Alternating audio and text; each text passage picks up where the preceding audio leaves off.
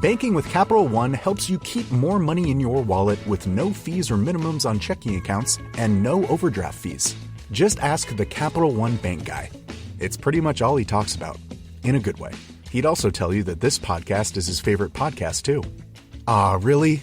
Thanks, Capital One bank guy. What's in your wallet? Terms apply. See CapitalOne.com/bank. Capital One N.A. member FDIC. Hi, this is Joe from Vanta. In today's digital world, compliance regulations are changing constantly, and earning customer trust has never mattered more. Vanta helps companies get compliant fast and stay secure with the most advanced AI, automation, and continuous monitoring out there. So whether you're a startup going for your first SOC 2 or ISO 27001, or a growing enterprise managing vendor risk, Vanta makes it quick, easy, and scalable. And I'm not just saying that because I work here. Get started at Vanta.com. Avoiding your unfinished home projects because you're not sure where to start? Thumbtack knows home so you don't have to. Don't know the difference between matte paint finish and satin? Or what that clunking sound from your dryer is? With Thumbtack, you don't have to be a home pro. You just have to hire one. You can hire top-rated pros, see price estimates, and read reviews all on the app. Download today. When you're starting off with something new, it seems like your to-do list keeps growing. Finding the right tool helps, and that tool is Shopify. Shopify is the commerce platform behind millions of businesses around the world and 10% of U.S. e-commerce. And best yet, Shopify is your commerce expert with world-class expertise in everything from managing inventory to international shipping. If you're ready to sell, you're ready for Shopify. Sign up for your $1 per month trial at shopify.com/retail. Go to shopify.com/retail. Welcome to DTNS Experiment Week. Yes, it is back again all this week. We're preempting our regular programming to try out some new show ideas, explore cross-show opportunities, give you some exclusive content we wouldn't do at other times of the year. So after you listen, please let us know what you think. Feedback at dailytechnewsshow.com. On with today's experiment. Welcome to Jenn and Roger Play Games. I'm Jen Cutter. And I'm Roger Chang. And today is all about Zen gaming. We are just over halfway through 2025, and I have definitely been reaching more for relaxing or comforting gaming experiences these days. Probably the most since 2020. How about you, Roger? Yeah, I would have to say I've been playing a lot of games that aren't as adrenaline pumping or perhaps requiring deft button mashing and thumbstick twirling, mostly because life seems to be a bit much of late. So something that kind of brings my blood pressure level down, I think is in order. That is pretty much where I am at. Now, you have been playing a game series that, thanks to you telling me about it, I had revisited. So why don't you tell everyone about Monument Valley? Yeah, Monument Valley, when it first came out, it was targeted towards mobile, so iPhone, Android, tablet. And it looks as much as it is very much designed in a vertical orientation. And the idea is it's a puzzle game. You're supposed to get your protagonist that represents you or an avatar of you and finish basically through a puzzle that's part geometric kind of Rubik's Cube crossed over with a Mobius strip, because everything is in 2 dimensions, even though the object is that you see is created in kind of a forced perspective. You can actually get around to your objective by moving around pieces as well as sliding out various components, with the understanding that you can take one object and make it a separate path that goes in a different direction, because there is no 3D space. Think of it as sort of a walking origami. It is fascinating. I had played Monument Valley when it came out, because it came out around the time I got my first and only ever iPad. And I was like, oh, this is cool. I'm going to check out gaming on iOS. And back then, I hated it. Oh, man, I could not wrap my brain around it. But when you reminded me of the series a couple weeks ago, I reinstalled the game and it clicked. And oh my goodness, what a wonderful, relaxing, chill experience once that game clicked. It is deceptively engrossing. Like, I played it because, believe it or not, I have Netflix, and I actually use Netflix gaming, and it was one of the games on offer. It's like, well, there's no harm in trying. Like, I'm not having to spend more. And I played it. It's like, this game is actually pretty interesting because it is a puzzle-based game. There is no time limit, right? There is no need to finish it in order to get to the next level because your character is going to die, or you have to grind your way up through 40 levels in order to buff out your character to take on the final boss.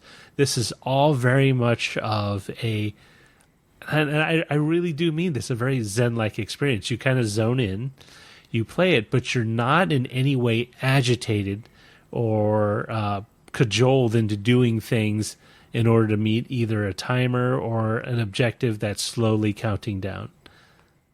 The lack of rush felt really good because I found myself trying to race through levels, and I was like, wait, I don't have to do that. I can take my time. I can just click here and see what happens. And that's the great thing. There is no penalty for not getting it right. When you're done, right? You can go through and take as much time as you want. There isn't a cosmic countdown that tells you how long you've screwed up, right? You can explore and kind of figure out things in your own space and in your own time. And I think that's very, very unique amongst even casual games, right? Like take a puzzle game like Tetris or Luminous. They're very much of the puzzle variety, but they both feature a timer. Now in Tetris, it's not an actual countdown clock, but you have to get the pieces in place in order to dissolve rows of them before the adjacent or the follow-on pieces get too much, and you basically fill up your box and you're out of the game. Same thing with Luminous, right? You gotta get each row dissolved, because if you don't, you're playing against a limited set of space, and once you run out of space, you're done. This is not that kind of game. If you're looking for a game, and I'll add this, they just released Monument Valley 3. For a game that does not, in any way, shape, or form, really demand of you any sort of heightened sense of urgency, this is perfect. I find it on par with word games or crossword games, where you're not being penalized on how long you take, depending on what mode you're in.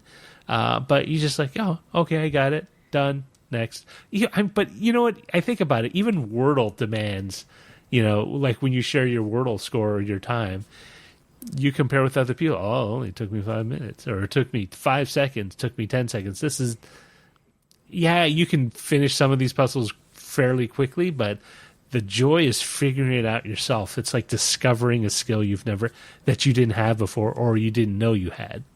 Mm-hmm. I just kind of had to stare at it for a bit, and then, like I said, it just suddenly clicked.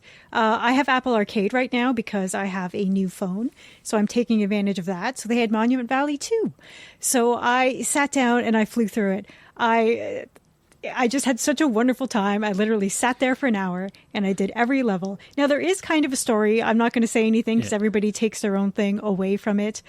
I loved it, and I immediately loaded Steam and bought the bundle to have them all on PC. And I regret it only because I didn't get the bundle that has the soundtracks. Oh, I love the music in these games. The music is stellar. And like you said, there is a story to it. What's fascinating is it doesn't use... It's very sparse with dialogue. If you actually look at the game, as you play through it, there's very few words. And the words are very well chosen. They describe a very succinct point about the game, but most of it's told through action and reaction. Things that you do cause an effect. And it's amazing how in-depth it is, despite the fact that you aren't given a cutscene that's 2 minutes long and kind of does an expository on why your character is seeking revenge, or why a character you're fighting against is seeking revenge against whatever peoples. It's pretty cool. And having to go through a lot of really stressful moments in the past couple of months, this game's a lifesaver. It is very much, it's one of those things like, hey, I think my blood pressure's a little too high. Give it a go. You might find yourself a little more relaxed when you're done. And that's the whole concept behind this episode, Zen gaming, right?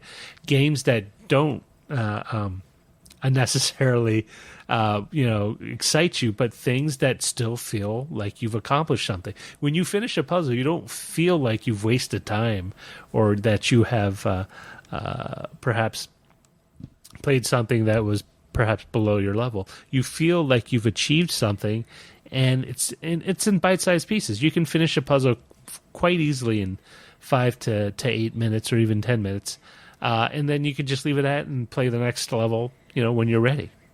Yeah, no, finishing levels in Monument Valley, I both felt really calm because it's beautiful to look at. The animations are so fluid and the background music, and I got to feel like a genius. There's an element in the Tao Te Ching about a lot of the aspects of like just being sort of the unshaven or the uncarved block, and when you play this game, you kind of feel that like you can sort of be anything within that game space, and it's just very, very, it's very soothing. I know it's a very odd word to use. Soothing, you usually reserve for things like a bubble bath or perhaps, light jazz music or something. But it is a fun way to kind of relax. And I sincerely mean that because I've been playing this, and I've also been playing, what's this? Is it Streets of Rage 4? Oh, nice. That one that's based on the Sega. Yeah. And I play that, and classic. it's definitely fun, but it's a lot of button mashing, right? Like, but after a while, you kind of get bored because, like, I get it. I punch this guy, I punch that guy, I suplex this guy, grab the pipe, and beat the other guy. This very much feels like you go from one to the other. It's like, again, like kind of an origami of sorts, both in gameplay but in story, because each part unfolds, and as you learn, geometry plays a very important conceit in the game mechanics. Yeah, I can't wait to jump into 3 because I haven't done that yet. I've been saving it, and now I think this weekend it's going to happen. And I'm also really happy you mentioned the Lumines, because when the PSP came out, everyone bought that game. If you had a PSP, you had Lumines, 100%. And I learned extremely quickly that was a game where I love the soundtrack. I hate the game. It stressed me out way too much. It is. I was seeing those blocks when I close my eyes, and I have never gone back. I get too stressed. I mean that's the weird thing. The music's great, but like good. But also like it's sort of incongruent with what you're doing. It's like, oh, I gotta get this, I was like, But you know what I find most appealing is that none of these games really require you to have any sort of high level of skill. Like you can pick these up and play these games no matter where you're at. Like in terms of like, I don't play RPGs because it takes so long. I don't understand the mechanics. I don't understand the leveling up tree. I can't play this fighting game because I'm not good with the moves. I don't know the blocks. I don't know the special moves. Tom has famously said that he's really bad at first-person shooters because he just can't get his mind around the concept enough to so this is a very like anyone can play it. So you say that, and from the anyone can play like Tetris standpoint, I can't. Oh my goodness, I can pack a car, awesome. I can pack a fridge, awesome. I cannot pack a Tetris line. I have friends who are grandmasters, and they're like, no, it's easy. I'll show you. And I am the world's worst Tetris player. It is. It's a skill, and I definitely will say that I played a lot of Tetris in high school because it was one of the few PC games that didn't really need a fast CPU at the time. And I was like, all right, and I could use a keyboard quite easily. In fact, it was made for the keyboard. It was perfect. Makes sense. But enough about what I'm playing, Jen. What are you playing? I have a different take on games that are zen. Now, a lot of people are like, oh, do you play like hockey games to relax? And I am actually one of those people who hates a strong word. I do not actively seek out hockey video games because I am fortunate enough to play actual hockey, and playing the video game I just find annoying because I can't actually go skating, and skating is the part I like about hockey. But for me, sometimes, like, everyone in 2020 played Animal Crossing. I am also the person who played Animal Crossing. But I have not visited my island in a very long time because I have been getting my build and design a town and have fun with that in Lego Odyssey, which is actually a Fortnite game. So it is technically Fortnite Lego Odyssey. And you can go in there, and there's kind of a story now. They've added a story where, like, you have to go do certain things and help these people, and then that will unlock more blocks and more blueprints so that you can get more Lego pieces to build your various towns throughout this truly gigantic world. And they give you bosses to go kick in the face. So I kind of like getting to kick bosses in the face. So where does the Fortnite come into this Lego space? Or where does the Lego come into the Fortnite space? Yeah, no, Lego and Fortnite have a partnership. So for a lot of skins, not all of the skins, because there's always rights issues, you will also be given the Lego Fig equivalent of those skins. So like the current season right now has Power Rangers, but there are no Power Rangers available in the Lego mode because there's no Power Rangers Lego. And when Sub-Zero was available, you couldn't play Sub-Zero in Lego because there's no Mortal Kombat Lego. So how would you describe this game then? Is it just sort of an open world, third person survival game or something? Yes, there is an expert mode, which I don't play because I'm going to be honest, the game's a little buggy. And if you play the permadeath mode, you will die to falling through the earth. And be very upset, so lose the world you've been building for weeks. But if you've played any Lego game, like even like Lego Star Wars, you know how this game controls. It's very tight. It's very snappy. You have an inventory, which is kind of nice. You collect materials. So if you like Minecraft, you will like Lego Odyssey.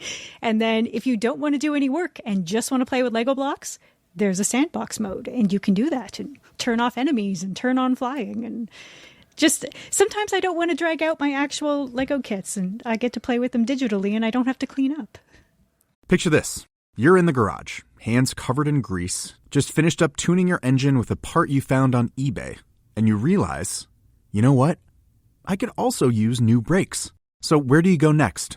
Back to eBay. You can find anything there. It's unreal. Wipers, headlights, even cold air intakes. It's all there. And you've got eBay Guaranteed Fit. You order a part, and if it doesn't fit, send it back. Simple as that.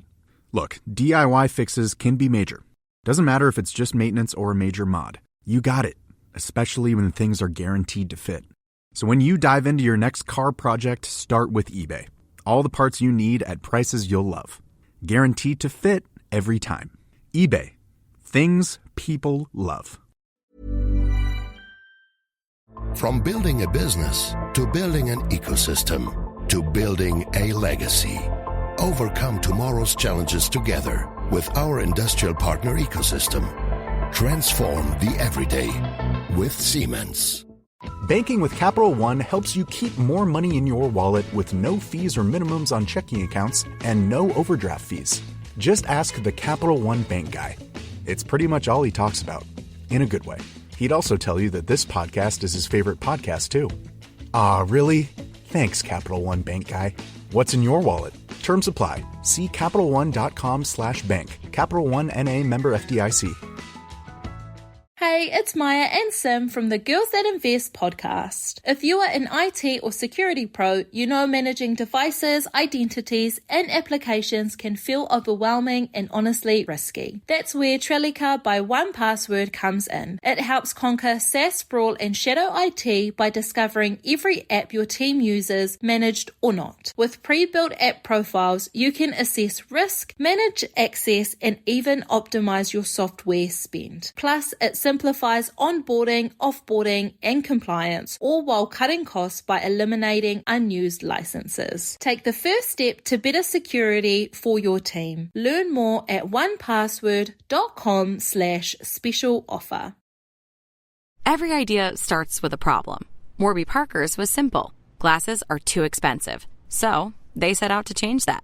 By designing glasses in-house and selling directly to customers, they're able to offer prescription eyewear that's expertly crafted and unexpectedly affordable. Warby Parker glasses are made from premium materials like impact-resistant polycarbonate and custom acetate. And they start at just $95, including prescription lenses. Get glasses made from the good stuff. Stop by a Warby Parker store near you. Now, is there any sort of point scoring, or is it just the construction that that kind of brings you or sort of engrosses you in the game? Add, I'll call it a journal, as basically like your quest log. So there is a journal in game that says, hey, you should do this and go talk to this person. And then you got to go beat up Raven before you can fight the Storm King. And now you have to find Vengeance Jones so you can figure out what all these new spires are about. But they are optional. And if you are trying to gain levels for your Fortnite account, because all Fortnite levels are the same when you're progressing your battle pass, play Lego. It's tons of experience. And there's different daily quests that you can do. Yeah, you will fly through levels for unlocking stuff in your battle pass. Now, when you get into battle, is it just straight up shooting the opponent, or do you have other skills that you can pull They up? did add guns recently. I tend to use a crossbow. I'm old-fashioned that way. And spears and daggers, and you can play with a shield. You can throw dynamite. But you can't build your own weapon or something with Legos and drop You it can on enchant your own weapon. So you do have options that way. That is where the customizing comes in. And you can choose your materials. Some are faster, some are stronger. There is also a Star Wars island, so you can get blasters. Lego Star Wars or just Star Lego Wars? Star Wars. Oh. You can get your Lego lightsaber on and fight the stormtroopers if you, again, want to feel rather powerful. Now, that isn't the only Zen game you have in your repertoire of things that you play currently. Yeah, if you follow me on social media, I talk a lot about Final Fantasy XIV, which is an MMO, which means I do pay monthly for it, but it lets me do everything. Now, is this a separate MMO from the other Final Fantasy? Like, was it? Trying to remember the one previous to this. Wasn't there a prior? There was Final Fantasy XI, which actually was out on PS2. Wow. A console MMO, like also PC. I had both because I was reviewing both of them at the time. But yeah, so Final Fantasy XI was special in that it was designed to be played with a controller. So with Final Fantasy XIV, they kept that forward because you used to be able to play 14 on the PS3, but PS3 support is cut off. You now have to have minimum a PS4 or PS5 or PC. And it is also compatible on Steam Deck. And by the way, I have to do the meme. Did you know there's a free trial, including the award-winning Heavensward and Stormblood now. So if you want to try this game out for anything, the story's amazing. You only have to make one character, and that character can be any class. You can go gardening. You can raise your Chocobo. You can even play the game without playing with other players if you wanted. Because sometimes, you're just in a mood, and you can call up a couple NPCs, and they'll do the dungeon with you. So it's how not much? fast, but you can do it. How much is the game, and how much is the subscription for to play online? I should probably know this in American, but I don't. I pay. It averages to about 15 Canadian a month because I tend to buy the 6-month passes, so it's a little bit cheaper. But the game cost. So you could play for free through A Realm Reborn, Heavensward, and Stormblood. And then you would have to buy the game if you wanted to play Shadowbringers, Endwalker, or now Dawn Trail, which is the current expansion. Oh my god, I have been playing this game for a very long time to have gone through all of these expansions. It definitely sounds like it's now, would you say it's one of these games that you have to be a Final Fantasy fan in order to enjoy, or can you just be an JRPG? And in fact, do you need to be a JRPG fan to play this? You need to be an RPG fan because, there's big bads, it's all universe ending. you may or may not kill a couple of gods. I don't want to give you any spoilers even though it's there. an MMO, there is a final boss to this game. Well, there's final bosses for each expansion. Bosses? So plural. Oh yeah, no, there's a lot of bosses. There's no shortage of bosses, and one of my favorite Zen activities in the game, as a matter of fact, is you can redo old fights unsynced. So I'm level 100 right now. I can go back and fight a level 60 boss with my level 100 and all my level 100 skills and one-shot them. And that is a thing I do at least once a week to feel good for beating the fights that beat me badly the first time I was there. I can totally see this being as something like you zone in or zone out on. But like just everything you described sounds like makes me really anxious. Like, oh man, I don't have. Yeah, I know. It's different strokes, different folks kind of thing. Friends who play Tetris competitively, they're like, oh, it's so great. I'm like, I'm stressed watching you. One of the more amusing things I always found interesting in games, as having been a long time PC game player since like the mid 80s, was the development of jobs that you could have characters go to, and it was a big feature. I remember was it the Magic Candle? It was a PC RPG, and one of the key selling points features was you had some of your characters in your party had to go to work, like in the town, in order. So a job, not a class, but like a job. You are a blacksmith or whatever. Yeah, you need to go. You need to go to the tavern, right? Because that's your job. And I find it interesting that so much of that now is involved and turned into fetch quests. Like, and then, like, if someone asked me to do that in real life, I would be so annoyed. Like, really, you want me to go get parts for this right now? But in the video game, you'll be happy. You'll be happy to blow 20 minutes just running from one end of the screen to the other. Well, in 14, I am an omnicrafter. I have max leveled every crafter and every gatherer. So whenever like I need something or some of my friends need something, like, yeah, sure, they could buy it off the market board, but I like that they ask me, and then I will go into my massive stores of materials and make it for them. And in game, it signs your name on it. So if like my brother's wearing some armor I made, it will have my name on it when you look at the character screen. I mean, I shouldn't make fun because I often you can make fun. I used to. It's a little funny.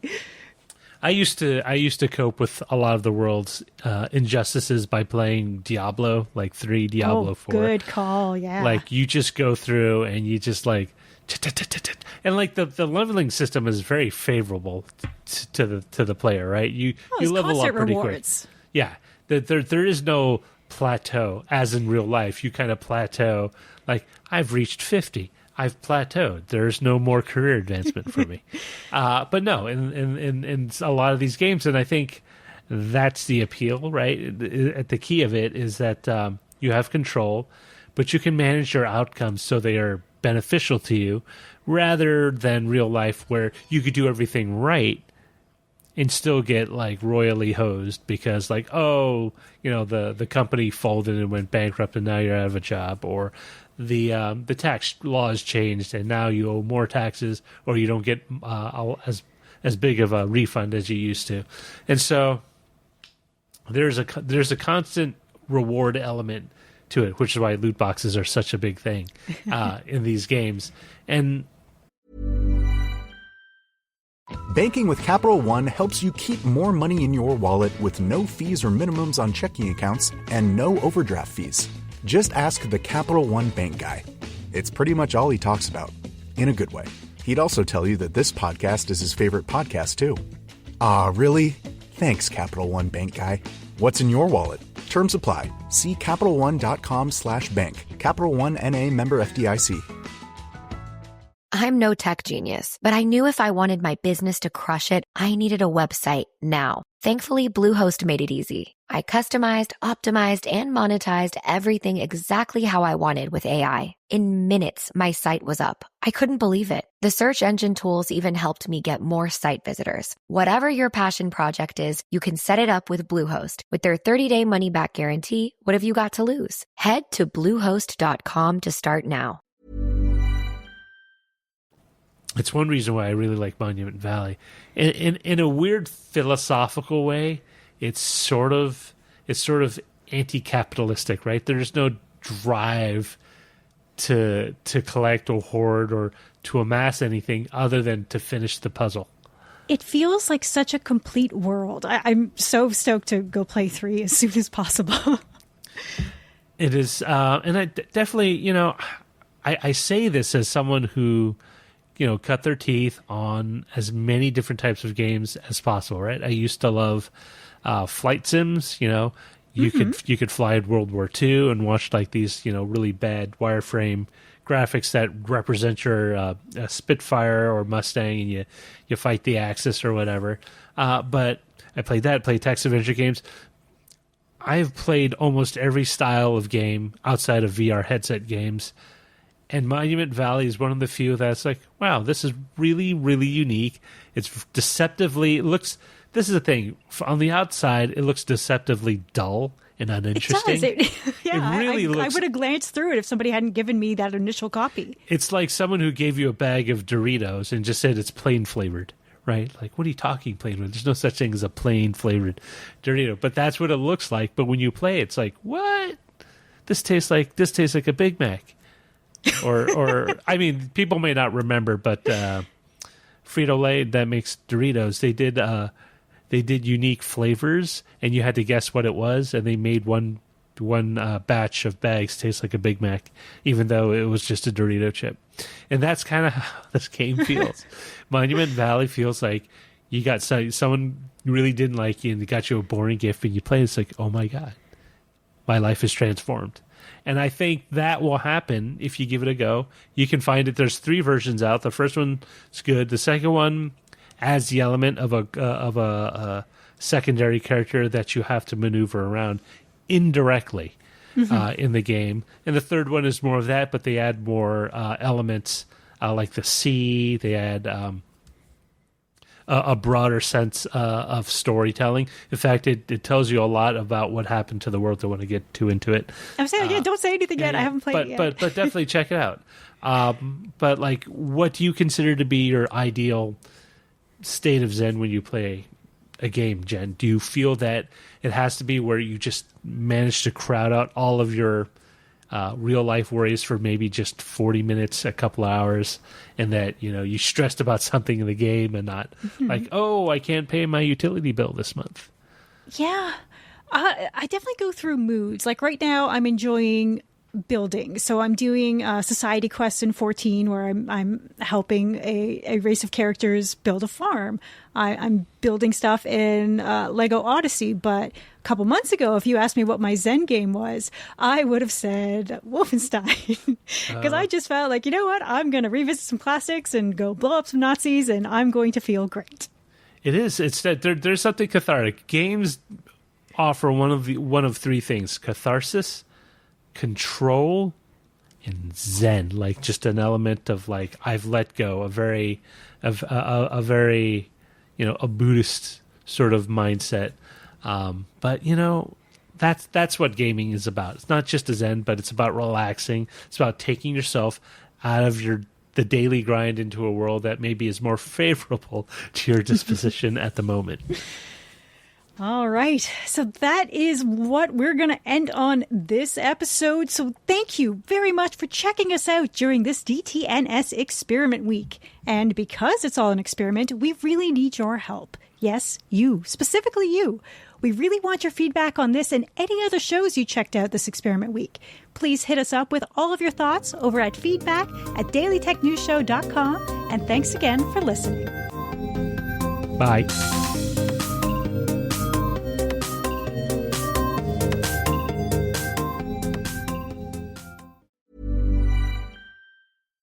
Banking with Capital One helps you keep more money in your wallet with no fees or minimums on checking accounts and no overdraft fees.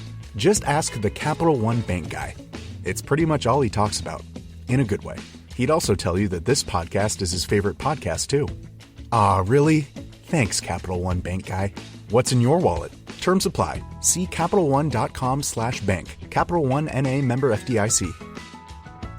Hey, Hey, it's Maya and Sim from the Girls That Invest podcast. If you are an IT or security pro, you know managing devices, identities, and applications can feel overwhelming and honestly risky. That's where Trellica by 1Password comes in. It helps conquer SaaS sprawl and shadow IT by discovering every app your team uses, managed or not. With pre-built app profiles, you can assess risk, manage access, and even optimize your software spend. Plus, it simplifies onboarding, offboarding, and compliance, all while cutting costs by eliminating unused licenses. Take the first step to better security for your team. Learn more at onepassword.com/special offer.